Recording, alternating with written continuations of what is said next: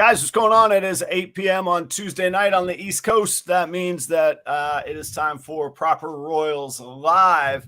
There, on my left, but the camera messes it up. To my right, that is Jake from the Ophidiarium. Good evening, everybody. We're going to see if I pronounce that right here in a moment or not. We didn't do the big, the big ordeal opening tonight.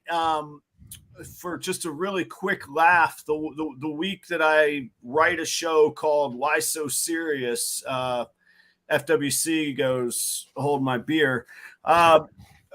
We could not address it. What was I going to just like rant into space for the whole show? So I wanted to bring Jake on right from the beginning, and we'll get to kind of the regularly scheduled stuff, but like literally what else could we have possibly talked about tonight? So welcome, Jake. We'll get to the usual introductions and all that stuff. If you don't know Jake, you're going to get to know him. I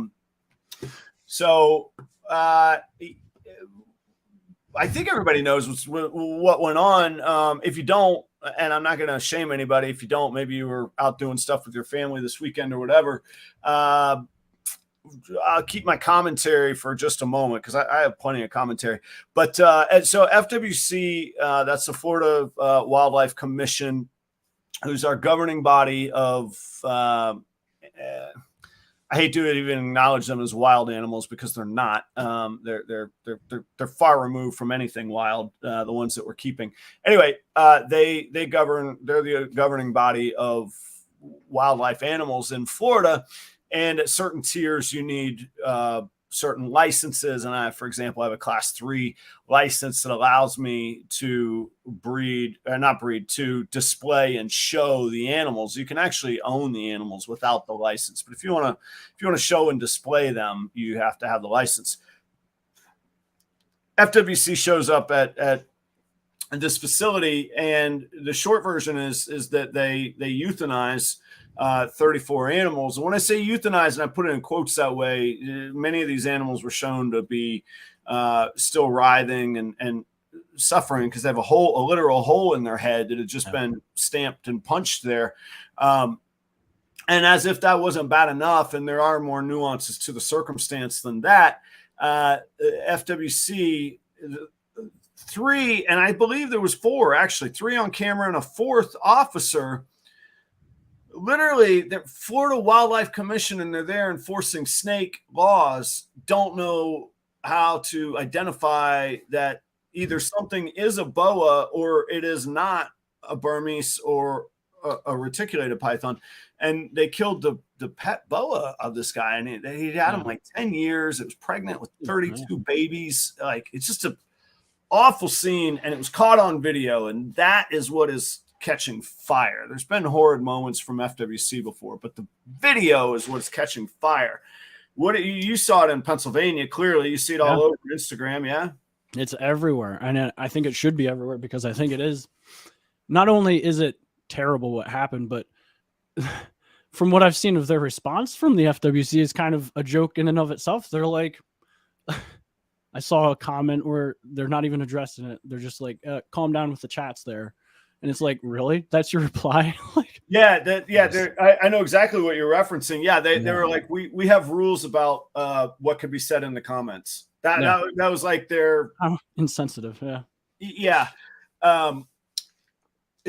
So it's a little bit dumbfounding. And so I'll give a little more context to FWC. And to your point, Jake, I should give this one disclaimer because I value my sponsors very, very much.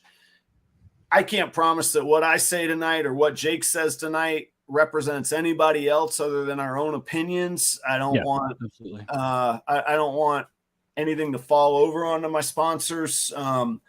Some of them I have very specific agreements with. Others I have a good handshake deal where we agree to be decent people in public.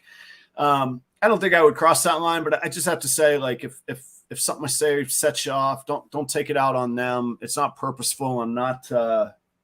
You guys know me well enough by now. If you haven't seen the show, then just take my word for it. But that's not my style. But I do need to say that. So, in that light, what I would say is, I think FWC and to the person, specifically Ron DeSantis, and I will make very clear, to me, this isn't an issue of Republican or Democrat or party politics. It may be, but that's not what I'm going to focus on, because I really don't care about that stuff.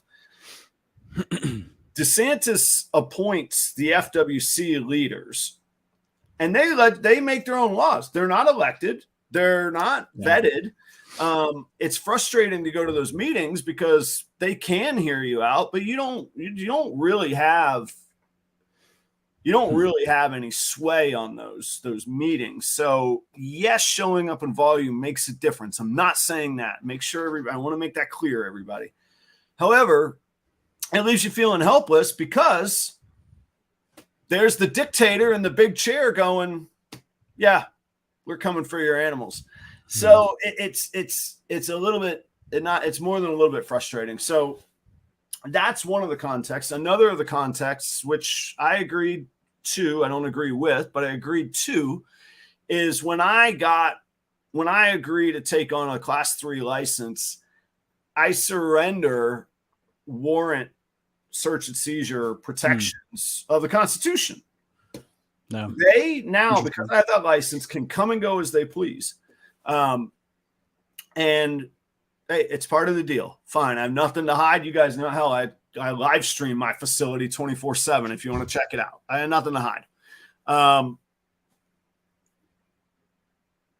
It's overreach upon overreach, and this is what's happened now. This has been building. This was predictable in my estimation. The context, and some other people will know better, especially I know Jeremy Bod follows really, really closely, and there's a lot of people in the audience that do. So keep me honest here if I've screwed this up. This gentleman owned reticulated pythons, retics, and I think he had 108. Well, let's just call it 100 for easy math. In 2021, the FWC outlaws, and I don't know if this was I don't know if this was actually legislated the way that laws are designed to be legislated in a democracy or not, or if this was just dictated. Florida outlawed being able to keep Burmese pythons and reticulated pythons. They also said at the time, you can't make any more, but you can keep the ones that you have as your pets. You can't sell them, and you're going to get X amount of time to rehome them out of state. So he goes through that process, and again, audience, keep me honest here. My understanding is a year goes by, and he said, he self-reports, I have not been able to rehome all of these.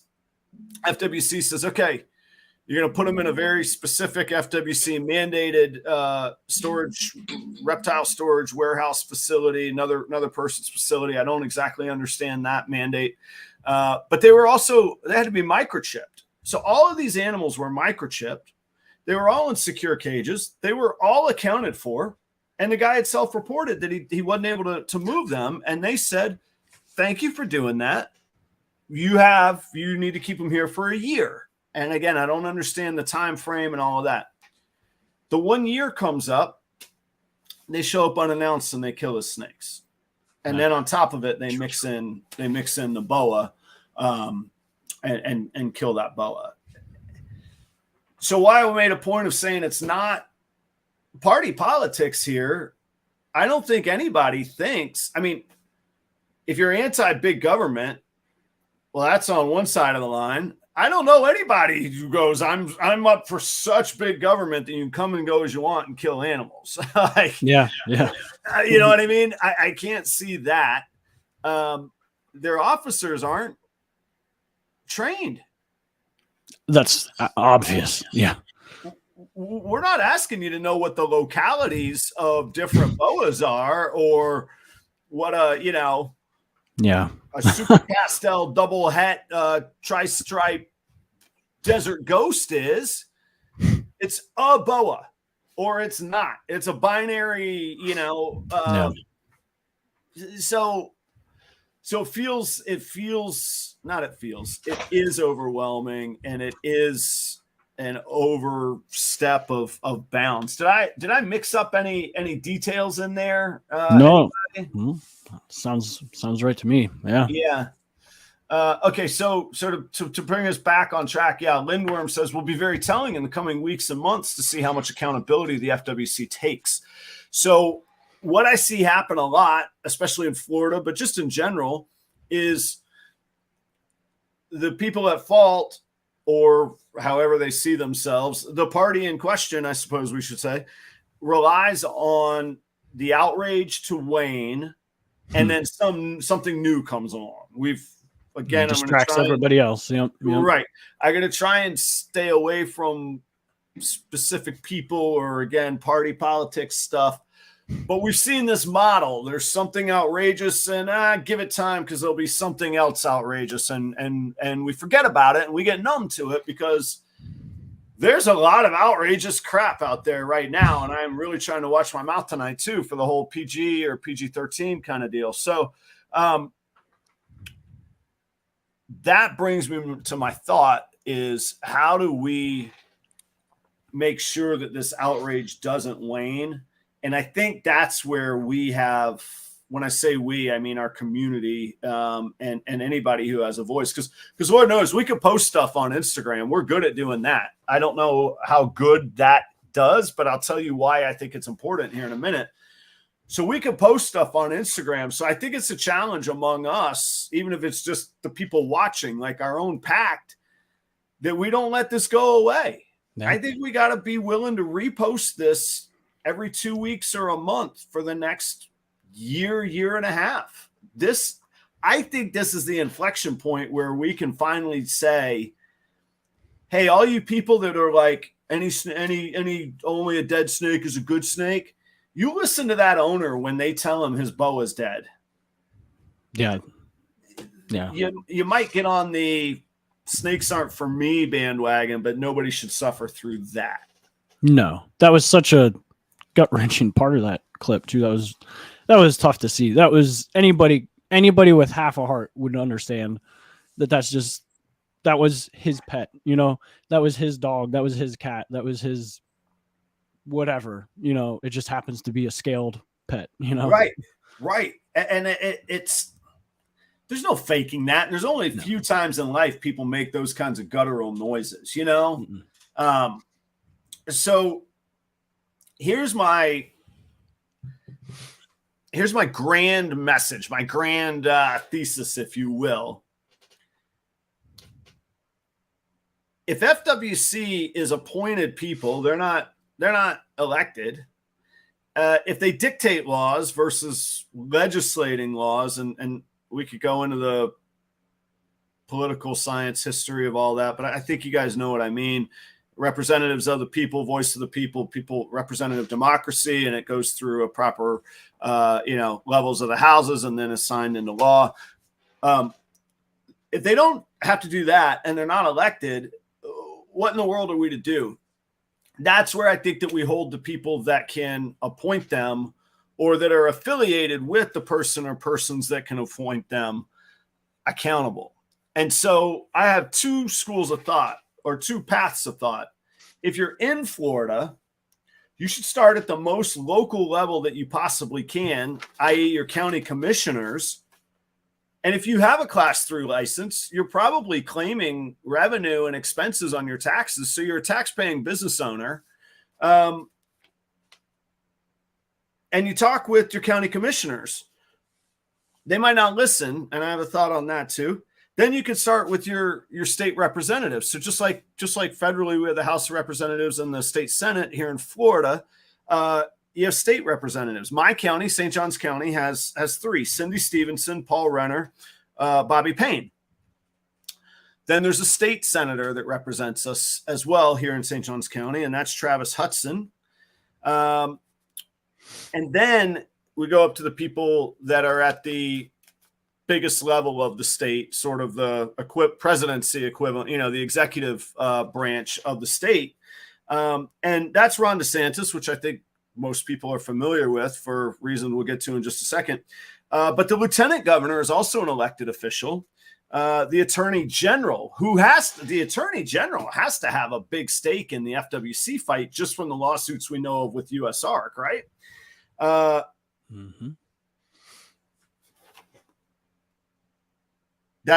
Ashley Mooney. And then our chief financial officer. Somebody has to fund these people, FWC, sorry, Jimmy Petronas. And I don't expect anybody to be taking notes right now. But what I am going to do is add to my LinkTree how you could get all of these folks' emails. So I think if you're in Florida, you have to work up the vine from your most local level. Even if you have a city mayor, hey, mayor, your tax revenue providing business right here, right now is threatened. What am I supposed to do? I got to consider moving somewhere.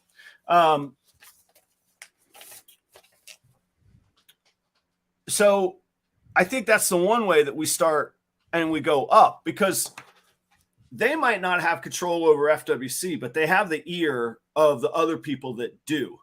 And DeSantis may not care about one family household vote in St. Johns County, but I guarantee those county commissioners do. The state representatives should.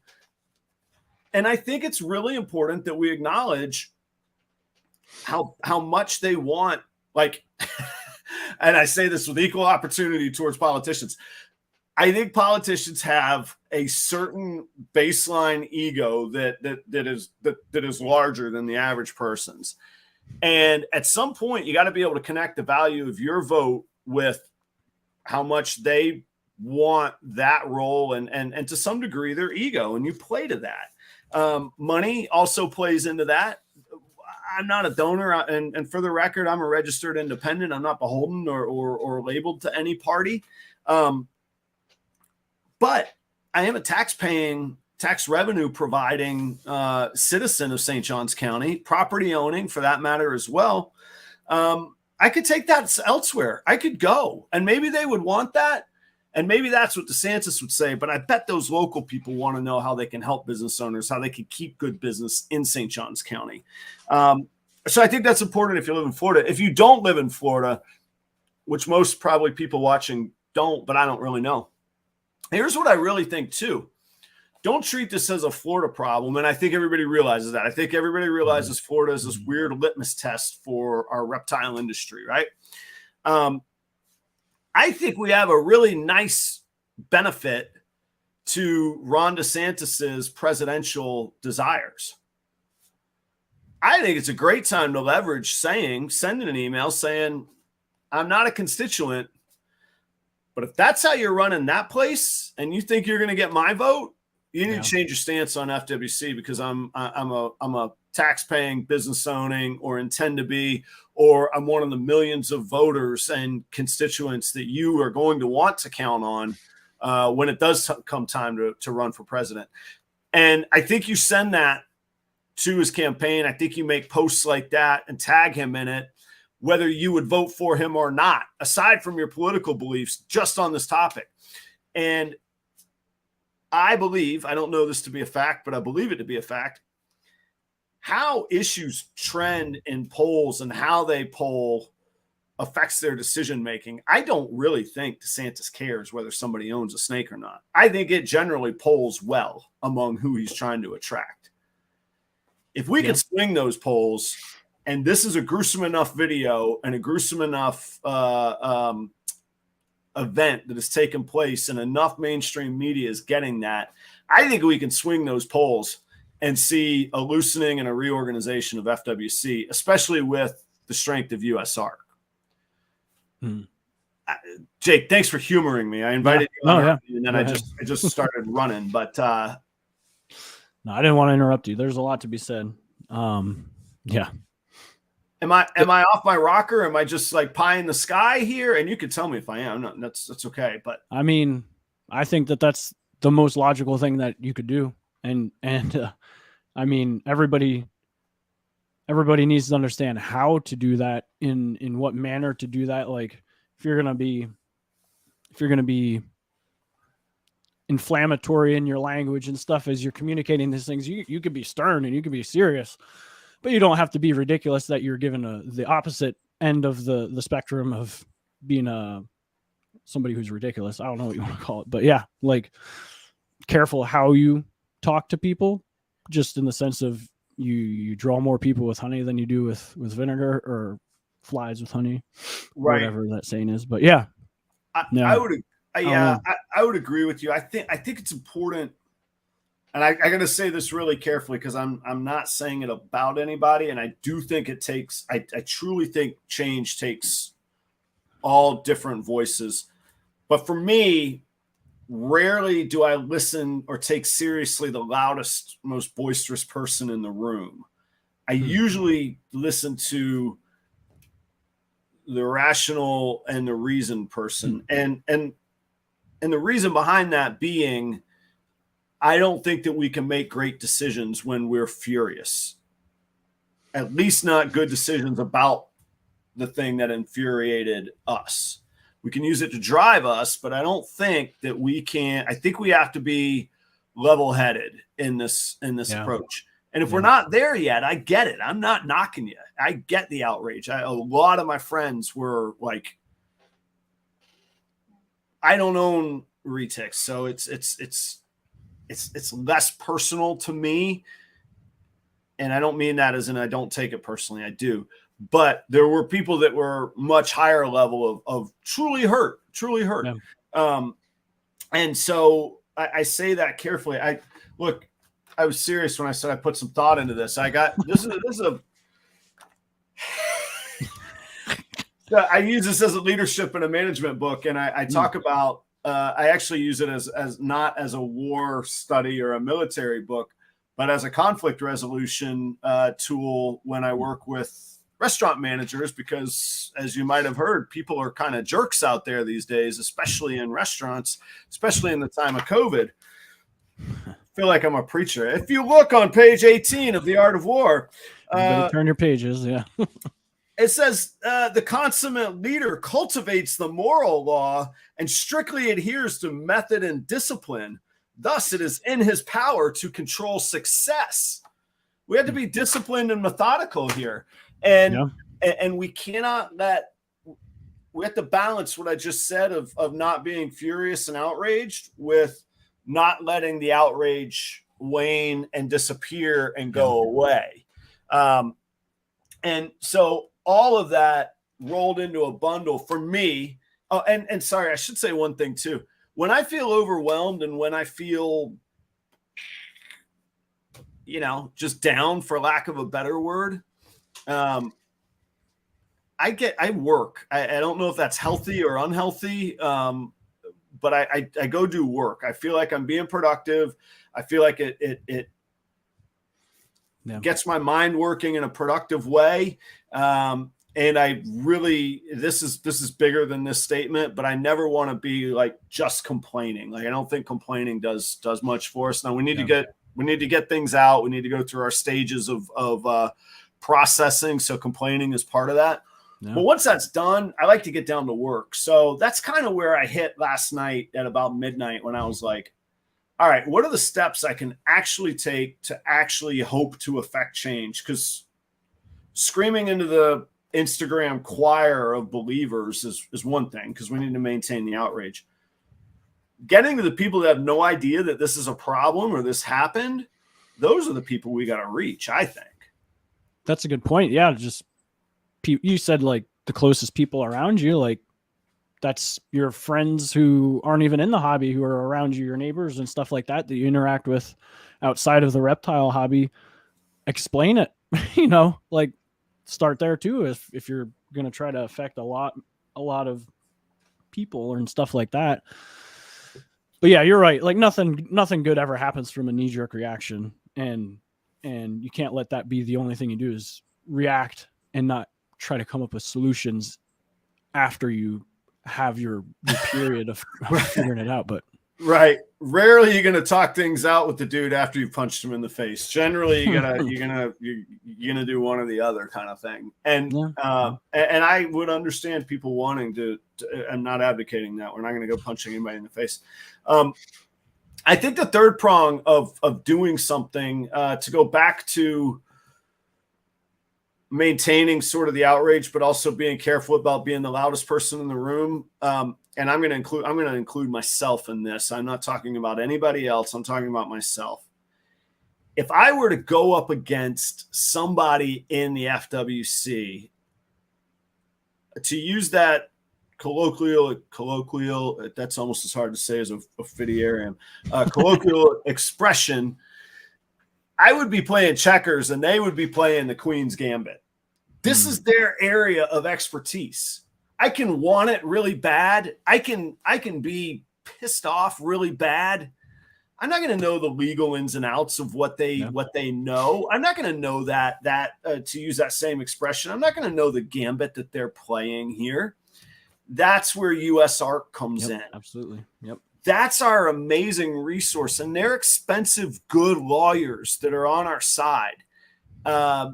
So yeah, let me just cut to the chase. Give some money to USARK. Like, yep.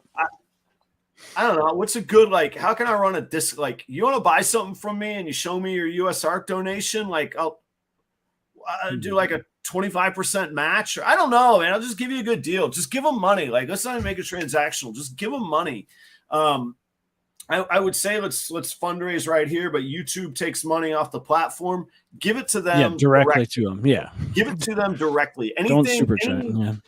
Anything you feel like throwing on the super chat tonight, just give it to USARK directly. Okay. I don't need YouTube taking their cut out of that. Normally, I'm very, very grateful for those things, and YouTube gives me the platform, so it's sort of like rent, blah blah blah. But give it to USARK. Because I truly believe this is the inflection point. There's been a lot of things where I'm like, I can get mad, I can yell about it, but what's it? What good is it? I think this is the one. I think that horrible occurrence being on video and legitimate, and the absolute horrific oversteps that they made. Yeah, this is reasonable people coffee shop talk at the diner where you can go. The next person that's complaining about big government overreach, you go, hey, let me talk to you about this. Maybe you're not into snakes, but here's what's threatening my livelihood right now. Yeah, I was talking to somebody last night even about it at our dinner table. A friend was over. Now he has a snake himself, but he's maybe not as deep into it as I am or you are or us. But I just started off with, oh, did you hear about the thing down in Florida? And I just went into it to talk about it. And he started off, oh, yeah, the Burmese problem in the Everglades. Like, that's blanket statement. Really all he knew about it. Right. Like, well, yeah, but these aren't the ones that are in the Everglades. Like, these are the ones that are in the guy's house that he's hatched out. He raised them up, like. Spoiler.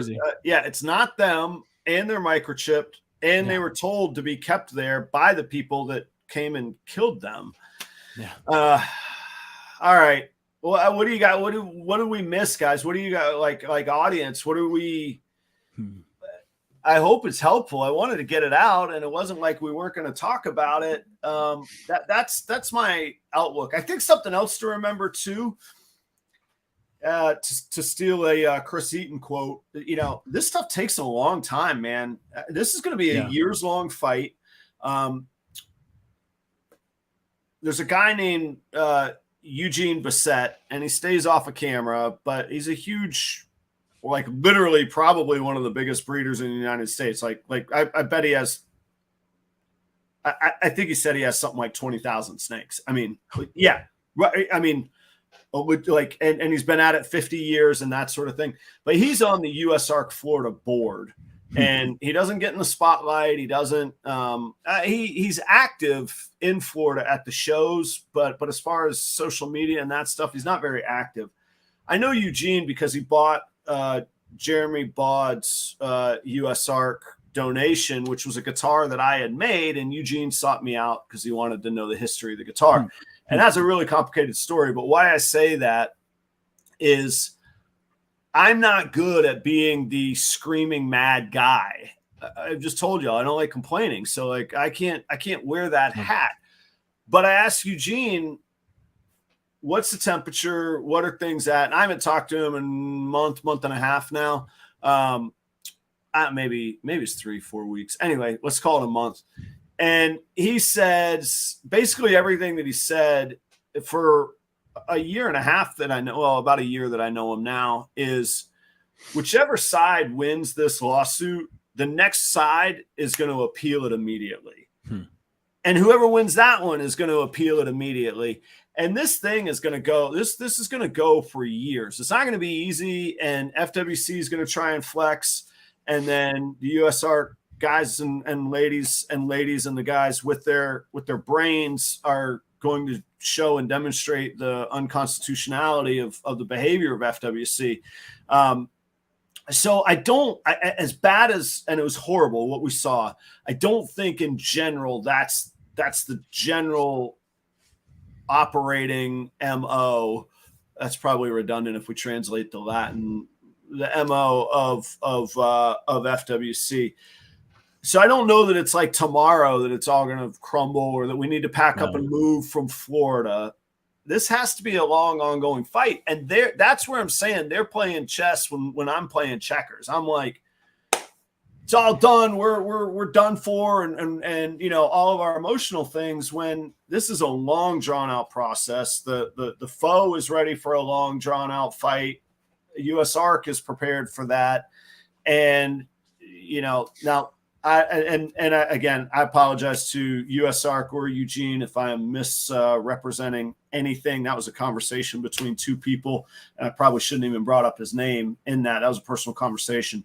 But the temperature's pretty hot, and the biggest thing that we can do is financially support their lawyers. Is in my opinion, my understanding of the motion of the moment here. Yeah.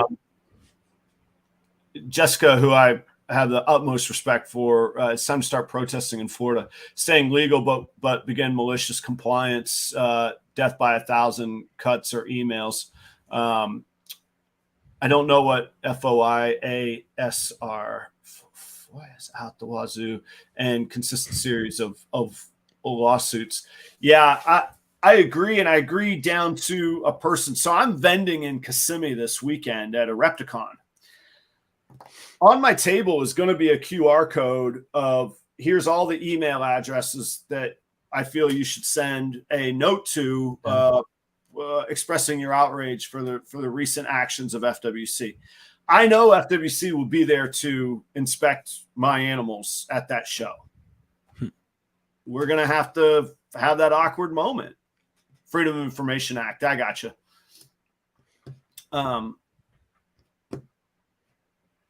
So, you know, I don't know how that'll go. I will readily admit my personal interaction with the agents I've interacted with has actually been quite fine. I know the game that I signed up for. They to a person, they've been good to me. On the other hand, I could say that to them and go, you guys scare the absolute everything out of me, you know? And there it is. Yeah, this is a good point too. The home recording is there. There's literally 5 cameras on tonight because this one's on and my actual like Ring security cameras are here, and then my 3 24/7 live stream cameras. Like you guys, I will text it on Instagram. Hey guys, tune in right now when FWC shows up. We'll live stream that shit.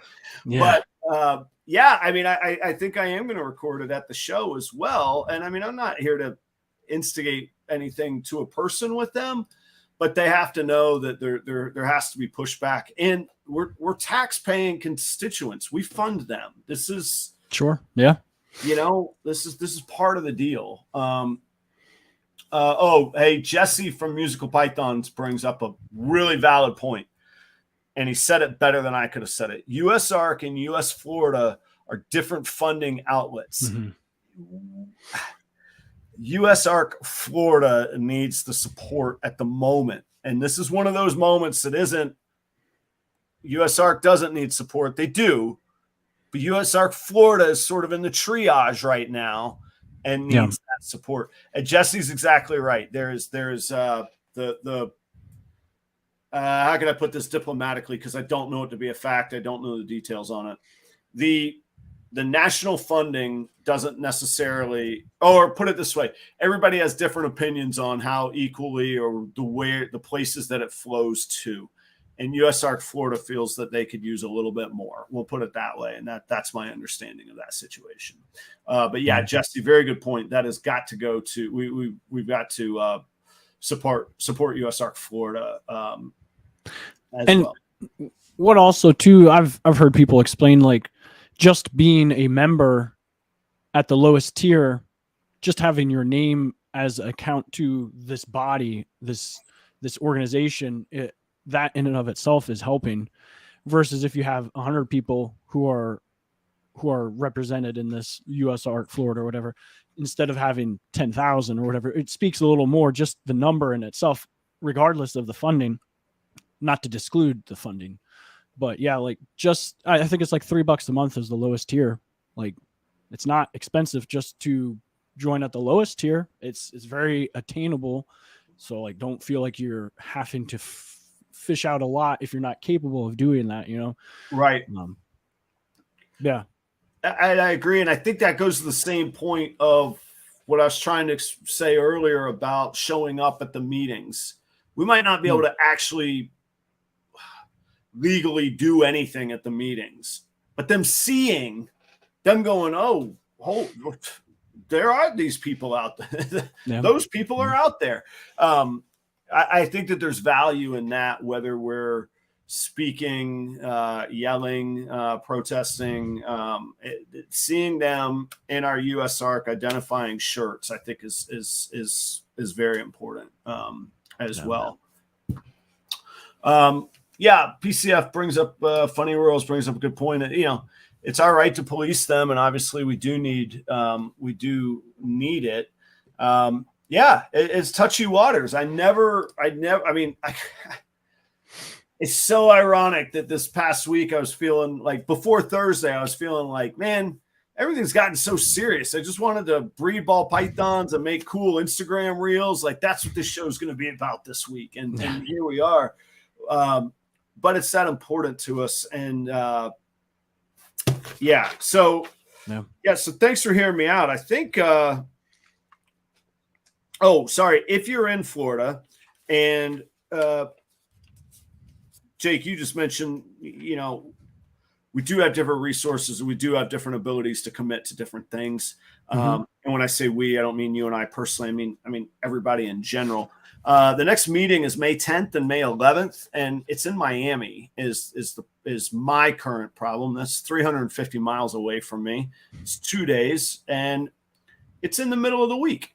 I think it's pretty specifically designed for people to not really come. Now, there's a whole bunch of people in Miami, so I'm not saying that it isn't possible, but for the average person, which I will readily admit, I probably have a little more resources and freedom from work, ties to work on a Wednesday and a Thursday. But most people can't. Most people can't call their boss and go, I got this reptile meeting, I'm taking the day off. As much as we'd like to say it, and as much as we'd like to go, you got to go do this or else, maybe it's not reasonable or realistic. And I'll flat out say it. I don't think it's likely I'll be able to make it to Miami for those days.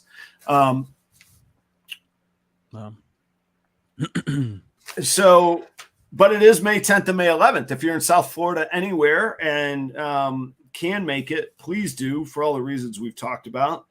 To circle all the way back to the beginning, we can leverage our votes without waiting for the election. We can let them know what we'll do with our votes or what may or may not sway our votes. So there, I think we'll let that be. Keep the comments going. If you got stuff, let's talk about it. But I did have pretty good show that I was looking forward to, and I still am looking forward to. So we'll go a little bit out of order here tonight, guys. Thanks for hanging out. There's 40 of y'all, which is cool. I know that there's other podcasts that you could watch, and there's certainly other things going on in life that this week, literally, we could probably say is more important than this show. So I'm really grateful to have you all here. My guest this week is Jake, and it's awkward to talk about somebody in the third person when they're already on the show. But that's Jake Cole from Eastern Pennsylvania, from the Ophidiarium. Right and on. I wanted, what did I get it right? You got it. Okay. Because I worked at it, and you made a reel about, you and Taylor made a reel, which is great, about practicing saying it. And it was so funny because I really had this, like, talk about egos and confidence, this highbrow self image of me having figured it out. And I thought it was the Ophidiarium. And then I realized there's a whole other syllable in there that I don't have. And I realized that about 36 hours ago. So I've been really working at getting it just right. But Jake, I wanted to have you on because first I always like to make kind of a connection with the people that are on the show. I first heard about you when, like, every person that was on the 15 Minutes of Lame was on my show. And I thought at first this was going to be a neat idea for a show. And I was like, man, I am tired about talking about Chris Eaton, blah, blah, blah. And then I was like, man, he got me. And I'm doing his advertising for him. And I got sponsors that compensate me and he doesn't. So I got tired of all you people on 15 Minutes of Lame, but all joking aside, your reels were fantastic. And then I could be wrong, but your personality comes across as a humble, good person. I don't know if you're hardworking or not, but it comes across that way. But somebody that I could easily get along with that has a really good sense of humor, and that's where the why so serious theme had come from, and why I wanted to have you on the show. So we've never met before tonight, and nope. You were kind enough to play referee to my rant into it's okay. No, nope, the reptile world. So thanks very much, man. Welcome to the show. Glad to have you, Jake. Thank you very much. Yep. Tell us, give us the brief pitch. Like, we don't have to do the whole, when did you first fall in love with the snake? You don't have to do that stuff. But, like, what do you got going on? Tell us what you're doing here. Well, you said it. I'm in East Pennsylvania, Southeast Pennsylvania, born and raised right in Berks County. So I didn't really move very far. I'm just over the county line in Schuylkill County. Is there other towns there, or you just refer to everything on which county line you're on the side of? It's pretty rural where I'm at. Okay. So and I grew up on a farm. My dad was a farmer. Yeah. My dad was a farmer. I'm not a farmer, but I still like farming. Okay. But no, I grew up there. I had some reptiles growing up that I wouldn't have really thought too much about, but I can remember we had a painted turtle that we had in an aquarium that we caught. We kept it for like a month or two. Right. And we released it again in the summer, did that kind of stuff. We had a frog that was given to us when I was like 14, 15. We kept it for like 3 years. Oh, wow. That's a good run for a frog. Like, yeah. A little, I don't even know what kind it was, because I wasn't like that into it, but I still thought it was cool. So wild frog or a pet no, frog? It was like a tropical red belly something. And cool. Okay. Yeah, so it was pretty neat. Yeah, those are cool. Yep. So we did that. Graduated, moved out, got married, and then our first snake was actually given to us. So I have 3 daughters, but my oldest daughter was really into snakes and reptiles in general. Liked watching all the stuff on YouTube about animals and stuff like that. Right. But she was into snakes. A friend of my wife's was approached us and was like, "Hey, I can't care for my snake. I'm moving a bunch right now. Would you be willing to just rehome and take the snake?" So at that time I was like, well, let me research a little bit about this because I'm not just going to say yes right off the bat. Right. But Good I knew my answer. daughter would. Yeah, I knew my daughter would love it though. So it was just a ball python that I have still, a Firefly het hypo, and it was like 2 years old or a year and a half old at the time. And That's a pretty decent starter, really. yeah, it's not terrible. He's a good looking snake, I think. But yeah. and took him, had him. He was very, very defensive. Oh yeah. He was not very handleable. So fairly soon on, my wife and I were like, well, maybe we should get a second snake that is a baby that we can let our daughter hold and like enjoy, because that was kind of the basis behind it. So we got a banana pewter snake from Dynasty Reptiles, actually. Okay. Down there with you, I think, down in Florida. Yeah, I think they're down there, somewhere down there. I don't know. It wouldn't surprise me, but I actually I don't know. I think Jessica says a lot about Dynasty. She probably knows, but I don't know, actually, to tell you the truth. Well, that's where it's the purchase. Our first purchased snake was from them, and so raised him up. He actually bred this year for us, but it didn't take long after that first one. Then we started going to a couple reptile shows. There's the infamous Hamburg reptile show that we had gone to a few times, and that's where we got a couple from reputable breeders there, even so. But why is it infamy? So, I'm not familiar with the infamy of Hamburg.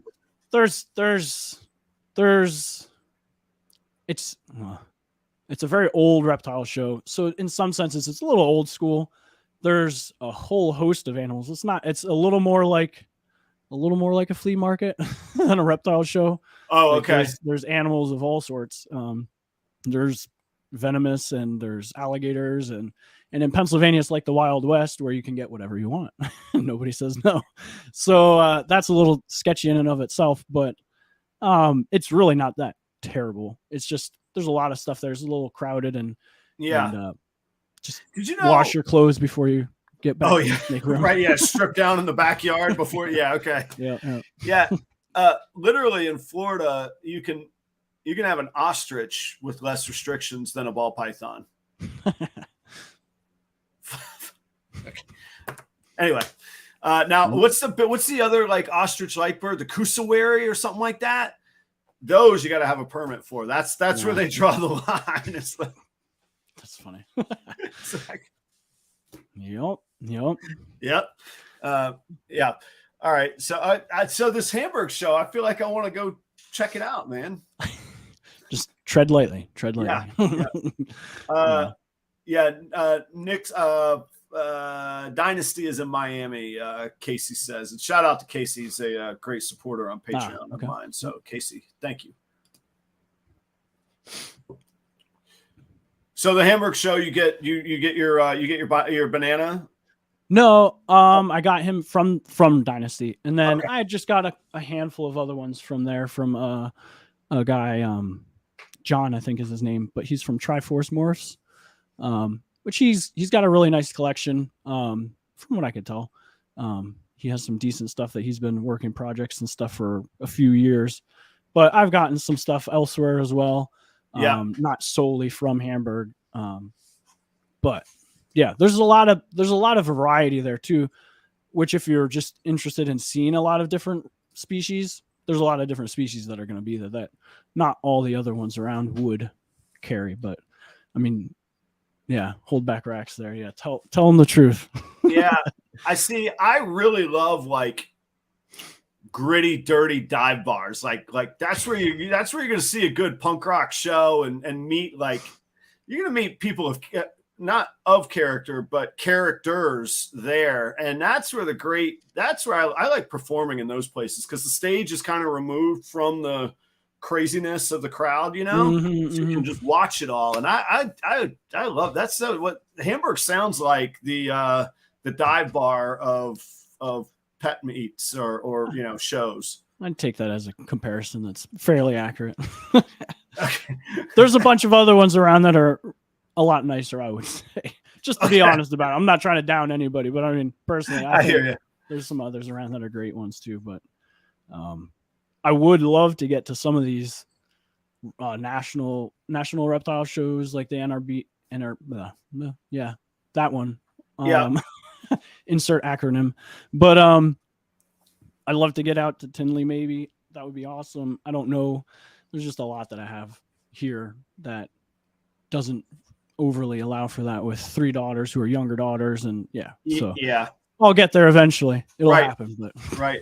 So fast forward to now. What I'm assuming that you're working with ball pythons, but what any others, and kind of give us some stats. What are you working with, and tell us about what you got going on there. Yeah. Other species I would love to get more into. I have a emerald tree boa. Okay. And that's kind of like a little side thing that I don't want to dive too far in, but I did have a male and a female. The female died. So now I'm down to just a male, but he's doing well. He was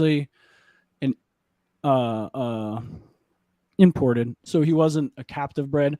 I would maybe want to go that way going forward. I need to do some. That's what I hear. Due diligence maybe on the male that I do have. I've kept them separate. Try to keep everything clean and stuff like that. Where I've had him for like 8 or 9 months now. Yeah, and he's just kind of been in his own little world over there. But I'd be in the market for a female or whatnot at some point. Something maybe a little more established than the female I had gotten. Yeah. If not captive bred, but I'd love to get into that. I think they're awesome. They're just a different kind of snake. Just the look of them is pretty archaic. I was going to say, visually, they are some of the most stunning animals I've ever seen, and I've very limited experience with them. I looked after a buddy's when he was out of town, and we kind of swapped back. And actually, shout out, I could say who is Tito at Tradesman Exotics. He's my ASF breeder. We help each other out when we're out of town. Family vacations and stuff, and he could pop in here. I could pop over there. The one, I think it's a fact, but the one experience that I had with them is they're like, that ability, whatever that's called, whatever the technical term for like striking for distance is. Yeah. You gotta be careful. Yeah, that's high in the running. I don't know if it's the best, but it's up there. Like, they're contenders, man. It's deceptive, I think, because they just coil back so far, so many loop-de-loops in their neck that it's like you get a little too close and you could probably get that. Now, the male I have, I've never had an issue with him, but I try to keep interactions to a minimum at the moment. But I mean, just use your common sense. Yeah, like if he looks like he's upset, he's probably upset. Let's err on that side. Yeah. No, I was going to feed this thing, and I had the tongs and the pinky in his right in front of him, and he shoots over it, tags my thumb. I was what kind of move is this? Their teeth are not a joke either. No, it was a little one, and he didn't. Okay. I mean, I think he made contact, but he didn't.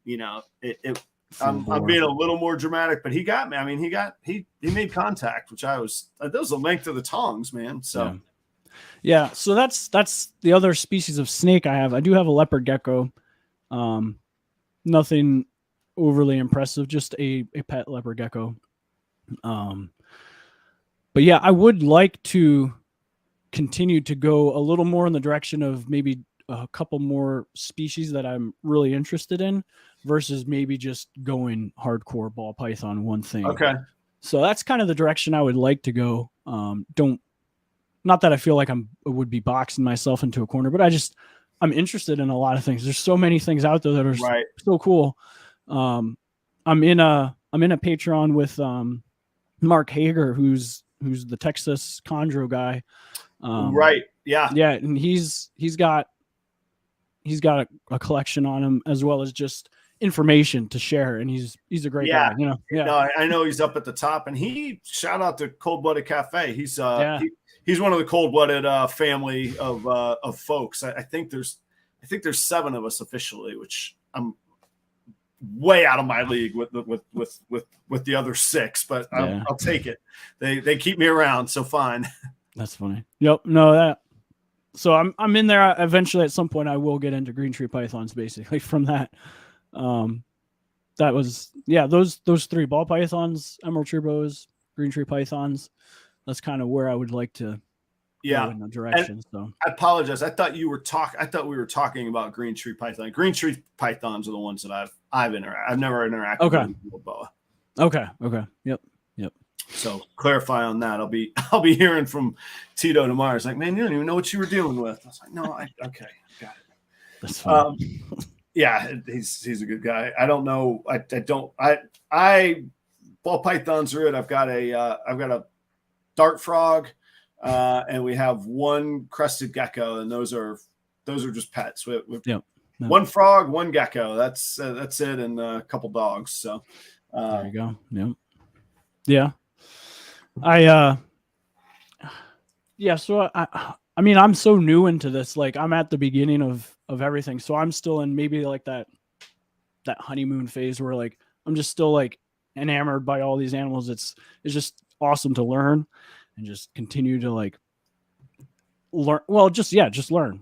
Just find out new stuff. Yeah, it's just you don't ever stop learning. I feel like you shouldn't ever stop learning, or at least trying to do better and learn more about the different animals, because if you're in it just for the monetary thing, which isn't necessarily inherently bad, but I think you'll get out of it because it's just about the money thing, Yeah. So two things that are tied together. You saying that about the honeymoon period and being excited and all that. I mean, ideally, I hope that never ends for me. Like that's kind of still how I feel when I'm at shows. I'm I'm doing it, man. Look at this. I'm like, it's funny.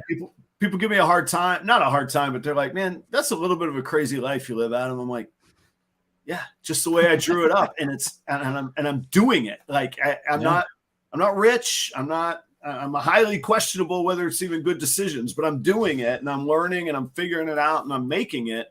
So yeah, I still get that like tingle. And even I was out for a very short vacation. I was just overnight, matter of fact, 2 days. But even when I got home last night, I was like, good. Yeah.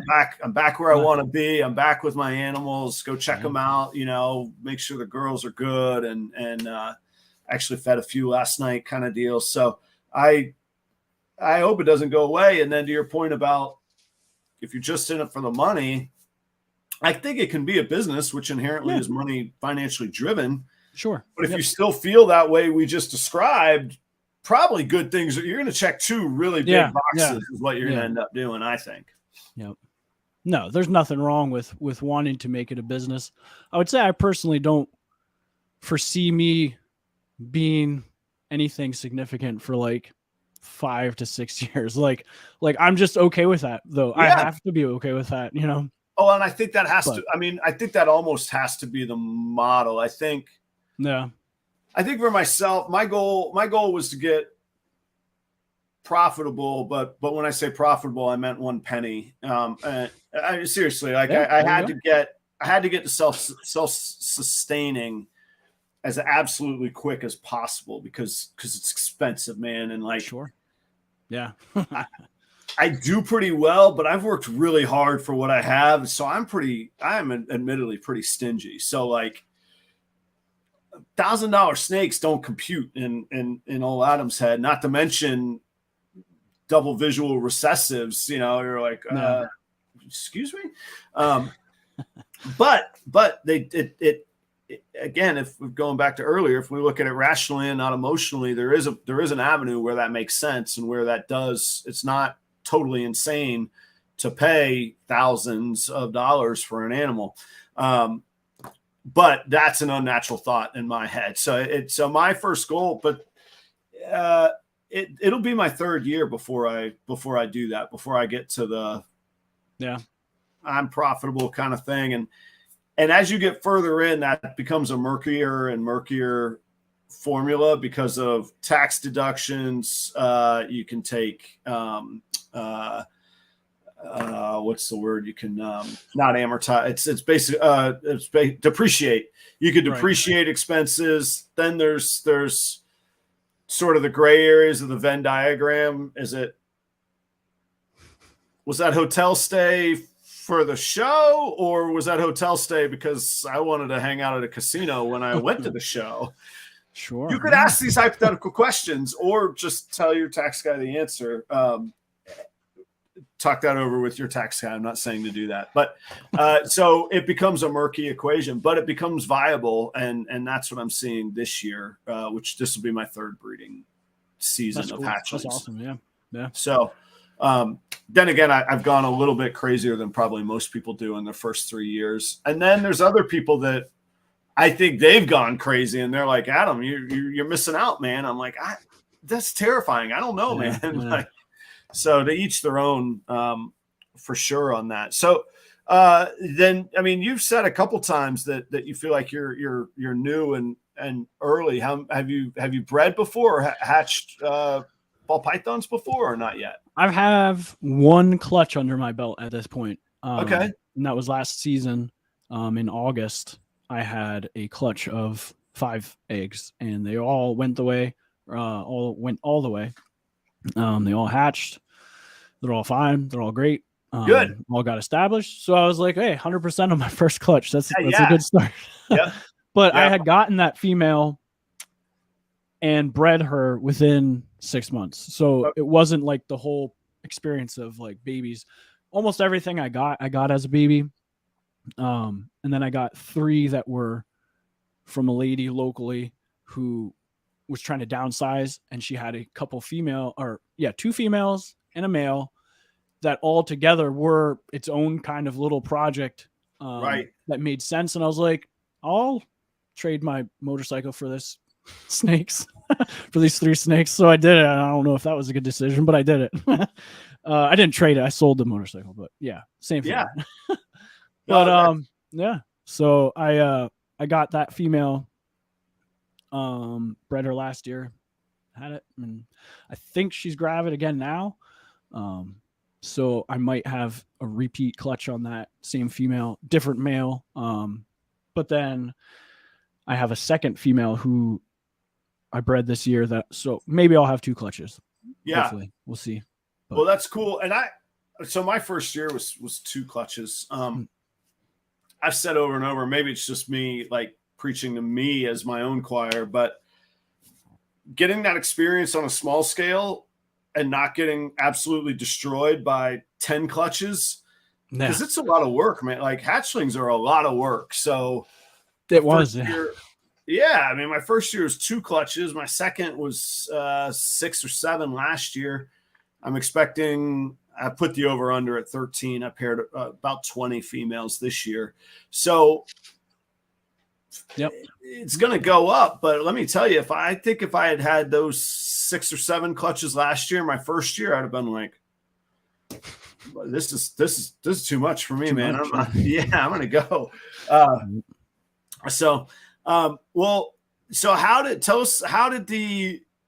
it come to be that you ended up on Chris Eaton's show so early on? Because it usually, like, did you need an introduction, or was there like somebody that knew somebody? How'd that unfold? That's kind of a funny story. I figured it must have been.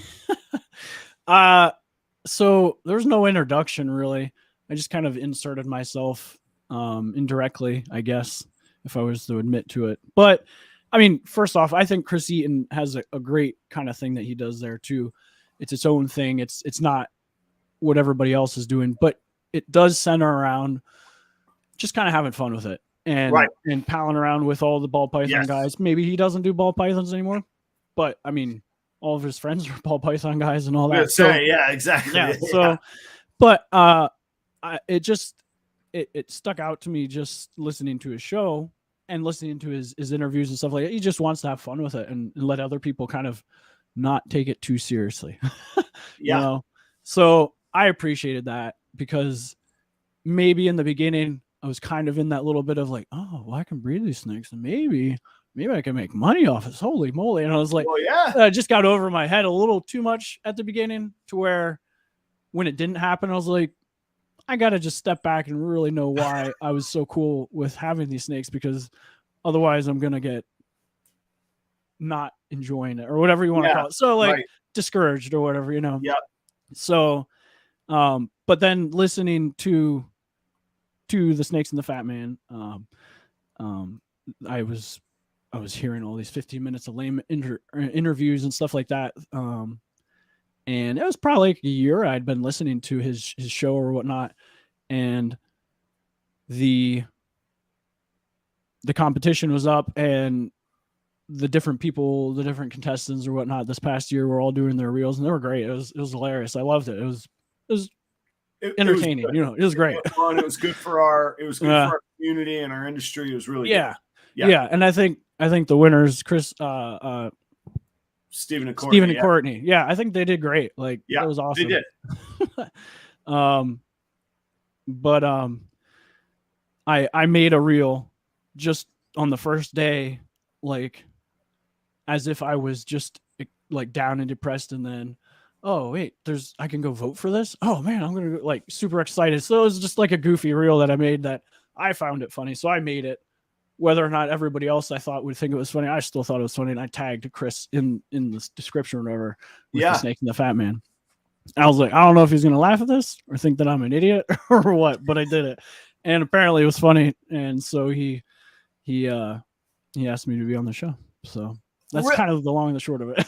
I didn't know. Oh man, I did not know that. That I talk a lot about. In my personal professional life, snake related, but not snake related. Go out there, show up, do the work. Like, what's the worst? Like you say, what's the worst that can happen? You tag the guy and he ignores you. No. What do you do? You didn't know him before then. Hey, surprise! You still don't know him now. Bet your life's going to go on just fine. But there's that little chance he might be like, "All right, okay, kid, you want to play? Get up here." And like, I mean, that's happened to me in music. That's happened in, just countless times where I've humbly put myself out there, shown that I'll do the work, and really good things have come from it. Yeah, no, that's a good point. Like, I can think of things too, where like you just take the opportunity that's before you, and maybe it goes somewhere, maybe it doesn't. I don't know. Yep. And not that I really did do it just to get on the show. I just thought he'd find it funny, or maybe he would find it funny, you know. But then he came back. Yeah, so that's the other part of my equation is you got to do it with no expectations in return. And I'll be damned if it doesn't usually exponentially exceed, not usually, at times exponentially exceed that, you know. That's fantastic. I didn't know that. Yeah.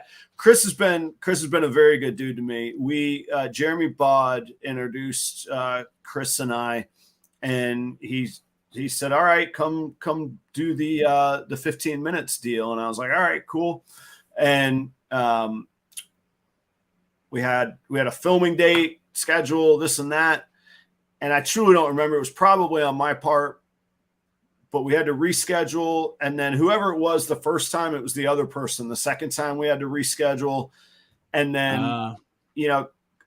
to his credit, certainly don't mean it to his detriment, but Chris has a way of like, look, man, we tried. This ain't working. Try next year. And it was like, hey, we're done this year. It's already, we're moving on. I got to go to the next year. And it was like, all right, that's fine. And honestly, I hadn't really been very active, like seeing his show. I'd seen his brand, I'd seen his thumbnails, and I watched a couple shows, and then I went on a couple of the breeder call things. And I was I was like, you know, this guy's got his own thing, but this really ain't me. Like and it's not that I'm offended by it. It's not that I'm hurt by it, but it was like I felt like I was like trying or like trying to be the dude to like, hey, let me in. I want to be in kind of thing. And I was like, I don't feel like I have to do that anymore. And just in life in general. And so I'm not saying that about anybody else, or I would drink a beer and hang out with Chris anytime. But I was like, if I'm not in it, and he only does how many slots a year? 12, 15 kind of thing, maybe? I'm not sure exactly on the number. Yeah. And I'm like, you know, if I'm not really in it, why in the world would I try and take a spot or whatever? And I don't know, maybe I meet him in person and I'm like, man, I had this all wrong. This would be great. Can I, another shot? But I like what he does, and he's good he is good for our industry. And like you say, he's a great counterbalance to all the seriousness, sure. man. And Yeah. and he's insightful, man. And the guy's smart, man. He is. Yeah. He is. Oh, yeah. He's not. He looks like he's messing around and playing games, but he is not. And No. so anyhow, it's probably over explaining, but I'm cool with Chris, and he's been very good to me. So I got nothing. I've never had anything negative that I would say about Chris. So I'm proud to attempt to go up against him sometimes in some ways with the whole reptile podcast thing. So There you go. yeah, Well, I probably upset him that I'm here and not listening to his live tonight because he's doing that. So hey, you know what? We got choices in life, and he got you first. I waited in line, and here we are. You know, so there you go. Yeah. Hey, before we get going too far in, I got a couple things that got to cover. One being, this was like a twofer. This is a shout out to REDLINE, but also I got one of their Brian Army hoodie sweatshirts, and I did pay for it, and I was happy to pay for it, and I'm happy to support Brian and his family, and talk about all the things that I wanted to get to tonight that just got thrown off by all the shenanigans in Florida this week. But I was real proud for REDLINE and Robin Markland to really kind of lead this, in my opinion, or be one of the leaders of the kind of the Brian's Army initiative or movement, if you will. So REDLINE, you can get these great purple hoodies. I know exactly. It was $48 or $49. And then of course a little bit of shipping, but the proceeds go to Brian's family. And I don't know if it's earmarked for anything specific, but obviously they've got a lot that they're working on, and then they're going to need some support, and some of that support they're going to need is financial as well. And then Shannon Peck at Green Dragon Brokers, I didn't even know this was on the way, but he got he sent me a t-shirt, and cool. These will go on me on camera and out and about before too long. But tonight I just had to do the US Arc t-shirt. This is the only episode I've never worn that I haven't worn my chef's coat on. And tonight I had like 3 competing things that I was going to wear. I was like, should I do the layers? And I was like, no, it's gotta be serious. This wasn't planned that I was going to wear the same kind of shirt as you, but I did feel similarly that it was God's honest truth there. Yeah. That was not coordinated. No. Also shout out to Cold Blooded Cafe. We talked about them a little bit earlier, but I feed about 90% of my collection, which is conveniently about 90 animals, frozen thawed. And I get all of my rodents from Cold Blooded Cafe. And before I was ever affiliated with them business-wise, I definitely was a customer of theirs and have been feeding my animals only Cold Blooded Cafe for several years now, actually. So give them a try, give them a shot if you feed frozen thawed, which I do recommend, but obviously your choice if you know what you're doing. But use the promo code PROPER10. You're going to get 10% off of one shipment of frozen rodents, and 10%. That's just pretty. Those things get pricey. That's a pretty good chunk of change. So proper 10, and if you use that promo code, they'll also know that I sent you, which is kind of cool too. At REDLINE shipping, use the promo code proper5 for extra $5 off of your next shipping label if you haven't used that promo code before. Also, quick shout out to Chris at BNS Reptilia, another one of you Pennsylvania folks out there. He's an extremely good dude. I've actually been doing business with him longer than anybody else in the industry. He's been a long, long time sponsor of the show. He also is where I get my cocoa from, which is the chipper. He's the distributor there in Pennsylvania. Jake, you should know. You should know Chris. I think I've seen him, but I don't think I've introduced myself. He's legitimately one of the really good dudes in the industry. He deals in ball pythons, blood pythons, colubrids, Morelia, boas, various localities of boas. I'm saying things I don't even know what it means. He knows what it means, and he does really, really good stuff. And he's good for the community. We've talked about Jessica and Jana at the Holdback Rack. He sponsors them as well as several other about. So good dude for the community. Last but not least are my friends Jeremy and Holly at Snakes for the Memories. They will be vending at Kissimmee Repticon with me this weekend, and they have 2022 babies as well as 2023s. I think I asked Jeremy if he had inventory, and his text reply was, "Oh, I've got inventory." I said, "Okay, cool." So I think he's got. No, they wouldn't. Would they be for sale yet? Late 2022s. Anyway, I saw them post today that he definitely has inventory, and that all 2022s are 20% off in Kissimmee. Come by my booth first, please, because I can't compete with that. I'm joking. They got great animals. Go check them out. Snakes for the Memories, and their merch is if you like bright, recognizable, pretty hip, pretty cool stuff. They have great merch. So that is Jeremy and Holly. Go check out their sponsors. They make it a little bit easier for me each week to do this show and to find great guests like Jake to bring on. So, Jake, we jumped right over it earlier.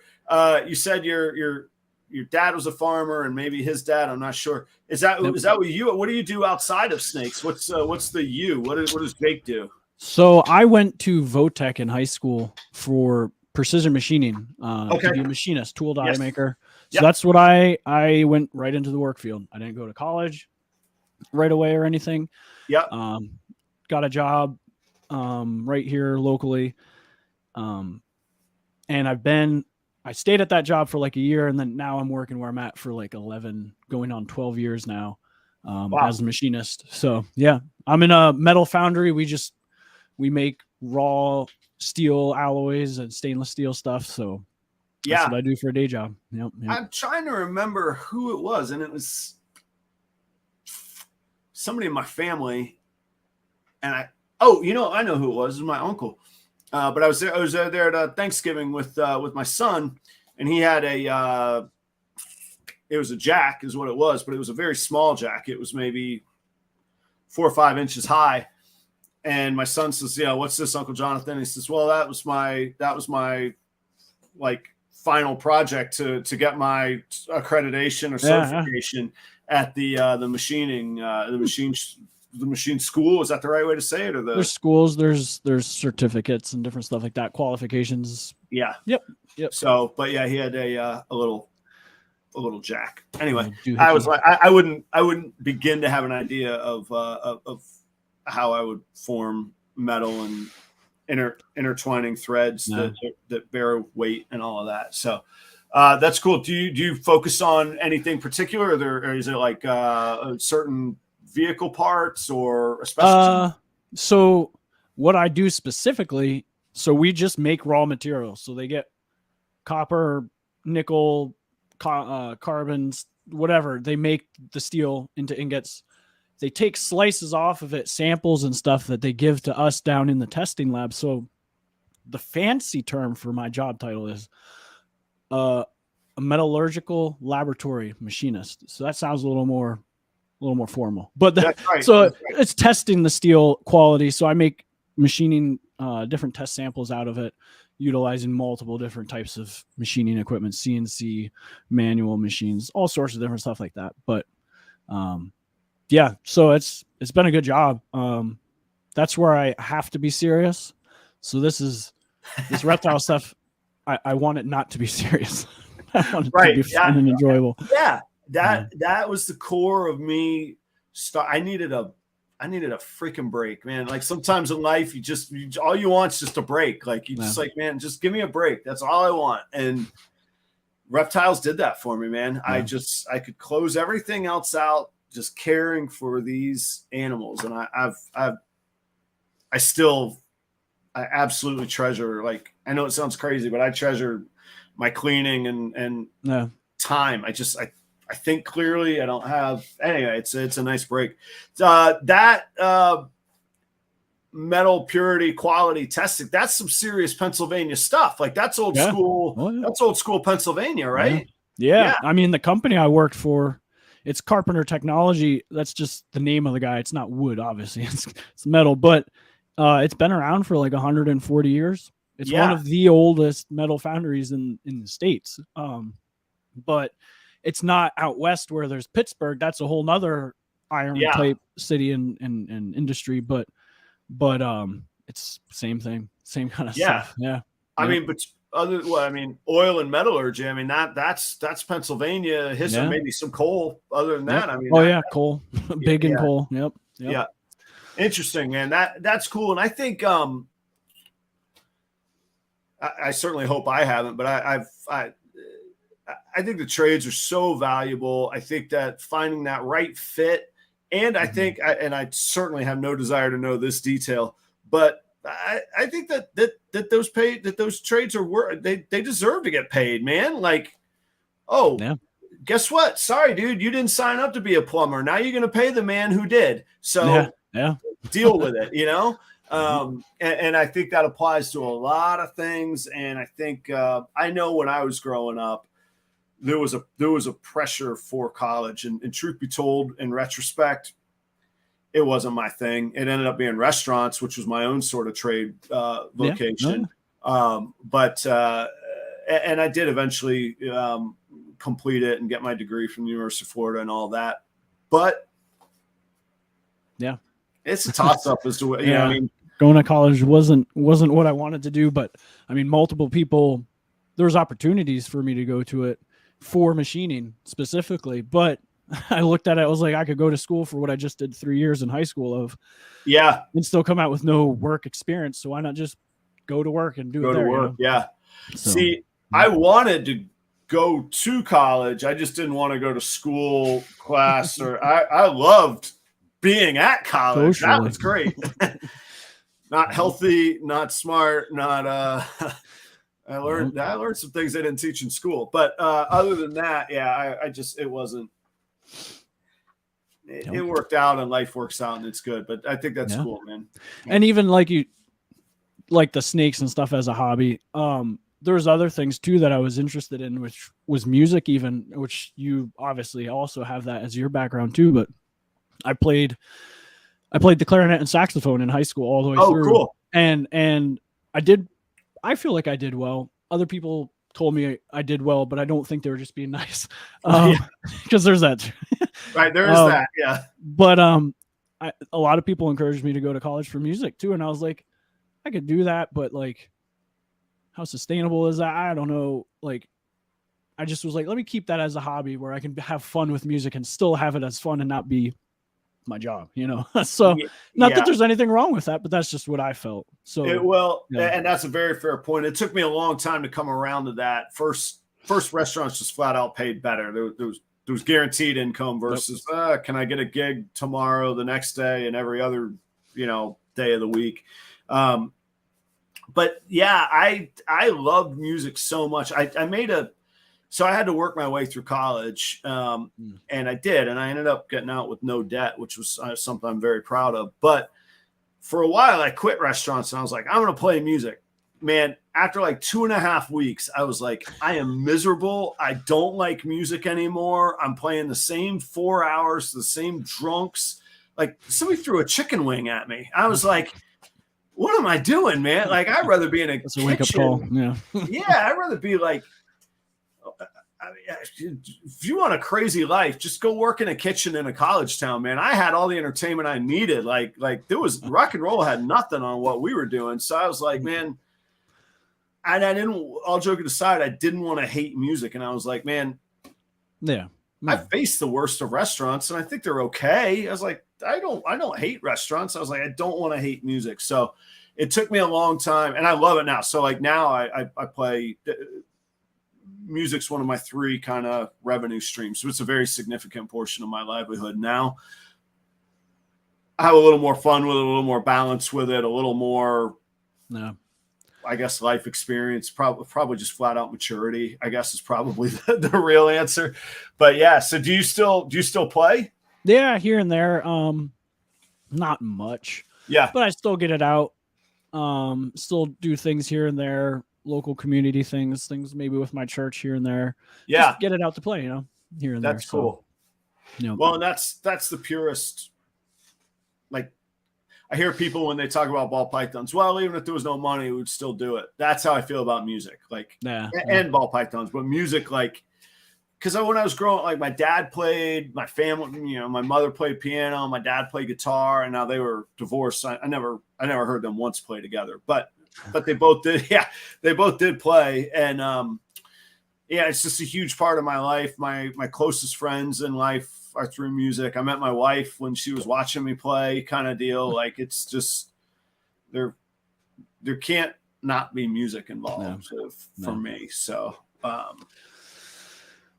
So I very, very much enjoy it. So what's the future? You said like 5-6 years, you thought you could be you wanted to be I think you use the expression major player. So what would that look like for you? And I'm not making fun of you, but like, what would you define as, or envision as that goal right now, 5-6 years down the line? Still working.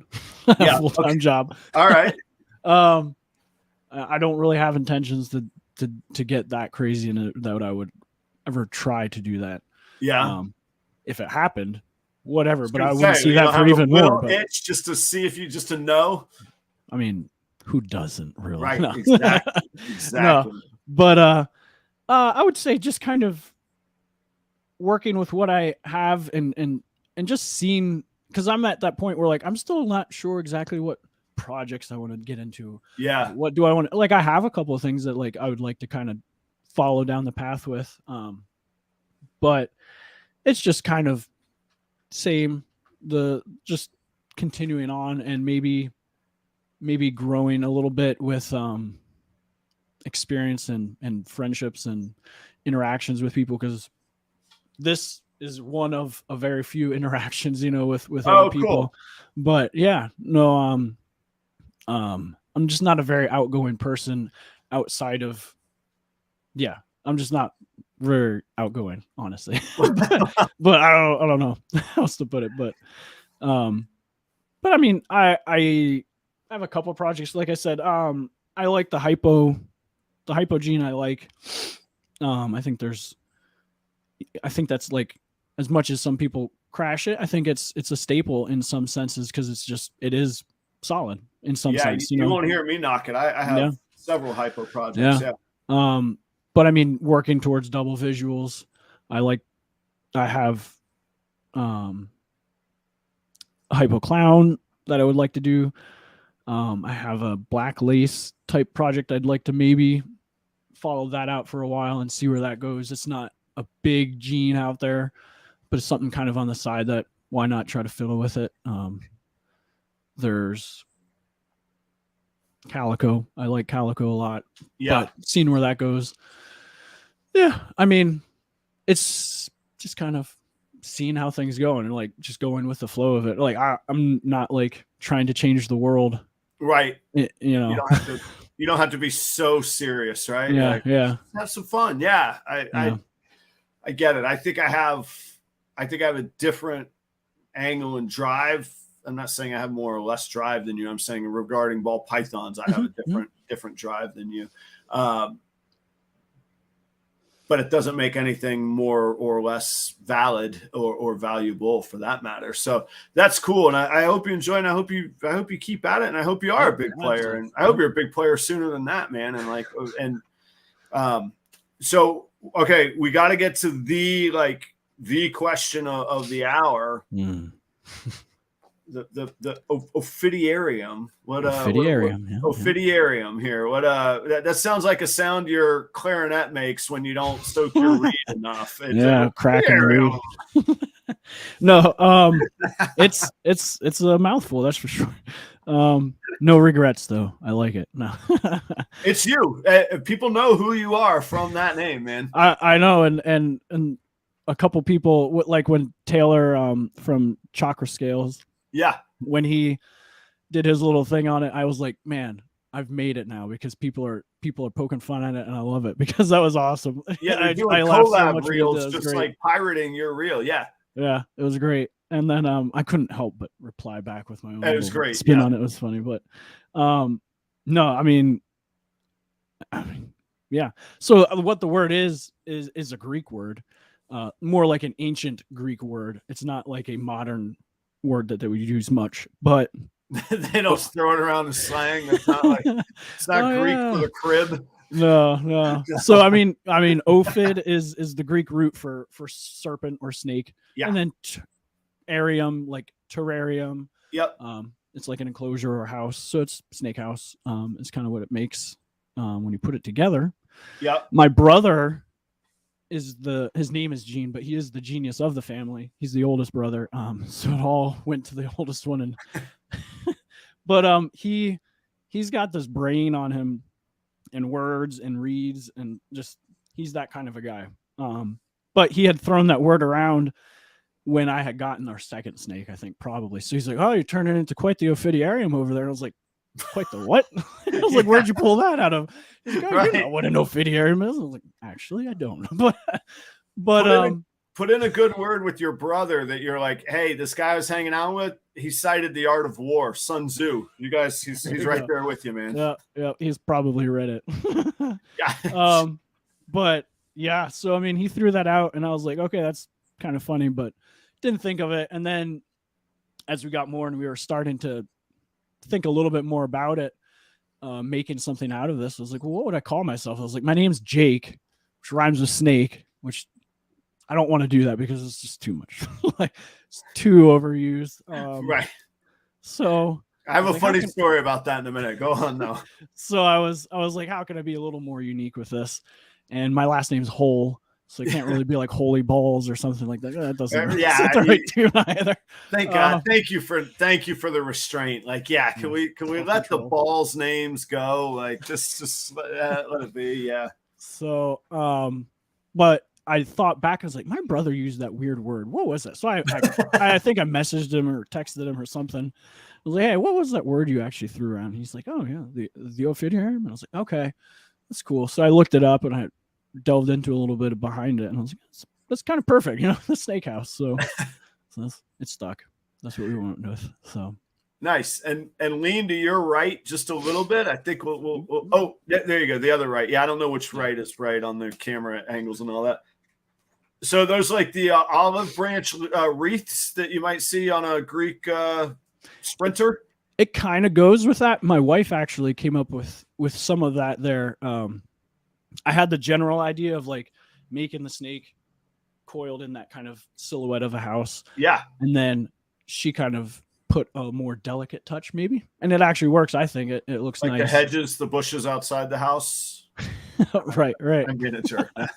No, it looks really good. And it scales well, and it is identifiable that there's a house, there's a snake. Ah, okay, I see it. If you know, yep. Right. If you know, you know. Yep.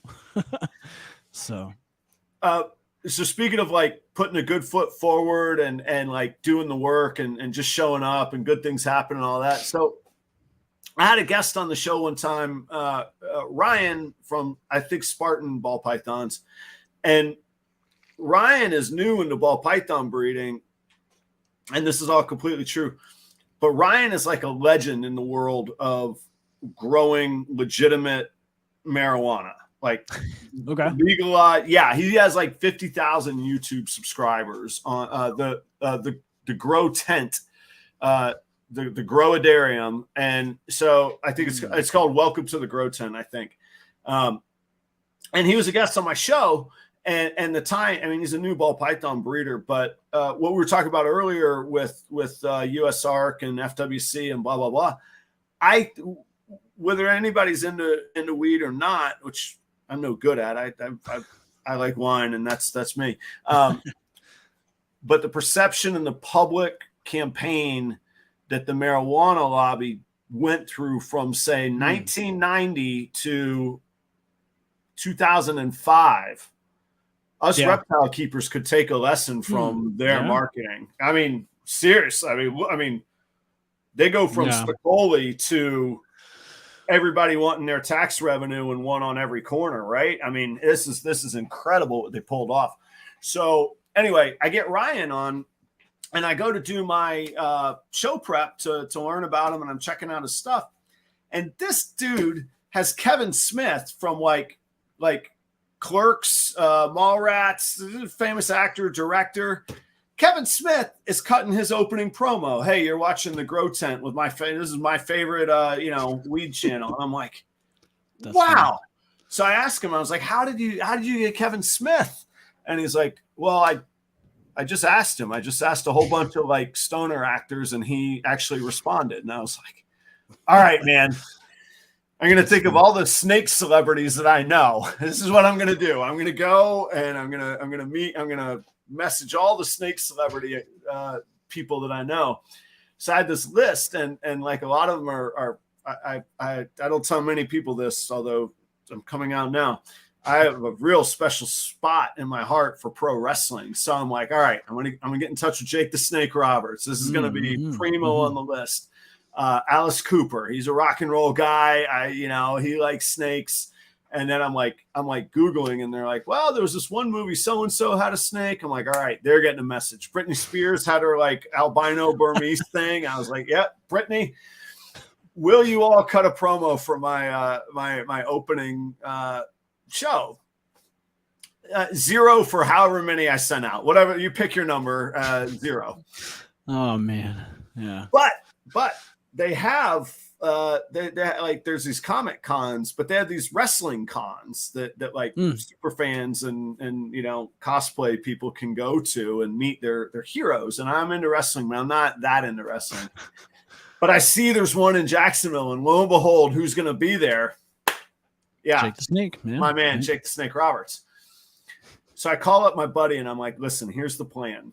You're going to have my cell phone, and I'm going to have a python, and I'm going to go to Jake the Snake, and I'm going to be like, say proper royals. And he's going to be like, what? And I'm going to be like, say proper royals. He's going to be like, what are you saying? And I'm like, proper royals. And he's going to get mad at me, and my buddy's going to have that, and that's going to be the intro. That's what I'm going to do. And my buddy's like, absolutely, we're doing it. He's like, you're buying the tickets. I'm like, all right, I got the tickets. And then like you get tickets to the show, but then you have to buy tickets to like each person to get close to. Oh, I'm sure. Right? Yeah. Yep. So for 2 of us to even get near Jake the Snake Roberts is going to be like $180. And I'm like, that's nothing for a good intro that I'm going to pirate, Forever. Yeah. It's on the very same weekend as the Tampa Repticon that I'm already signed up for and have paid for. Yeah. So I'm going to wait, but that's twice now that I count that I've missed Jake Roberts. The third time is going to be the charm. That's what I'm going to, that's charm the snake. Man, I didn't even mean to do that, but that's what I'm going to do. It's coming, man. It's going to happen. That's funny. That's awesome. We'll see, man. Yeah. These are my 43-year-old dreams. And it's a good idea. It's a good idea. Like you say, you never know what you're going to get. Put the hook in the water and see what you get. Yep. I think like it's one of those scenarios. If you ask yourself what's the worst thing that could happen, it actually only gets better as long as it's on camera. Like that's a good point. Yeah. If I get escorted out, come on, let's get the content. If he punches me, he's not going to punch me. But if he does, yeah, that's going in the intro. Like this is all. Yeah. I've played it's a this win-win. Yeah, it's a win. It's a win-win all around, man. So, all right. Well, now that we've covered all of that, Jake, thanks for being on, man. Thank you for being here. Thank you for riding the wave at the beginning. We didn't plan any of that. We just kind of let it, rolled with the punches as it came. So, I thank you very, very much. Everybody, please support USARK. Jake's Instagram link is down below. Go give him some support there. Follow him. And my LinkTree is down below. I'm not even going to hawk all my wares. Just go there, check it out. There's many ways to support me if you want to. Thanks very much for being on or for watching and being in the audience. Next week, we have JSA Reptiles from Minnesota. After that, we got Balls and Strikes on the 25th. So April 18th, JSA, April 25th, Balls and Strikes. Jake, you got to come back, man. We got to do this again. I'm all for it. Yeah, no, thank you very much for having me. I thoroughly enjoyed it. Yeah, no, I appreciate it. Like I said, I'm really not anybody, but I appreciate it. Well, 2 of us, we're almost a whole somebody then, you know what I mean? Yeah. Oh wait, now we got I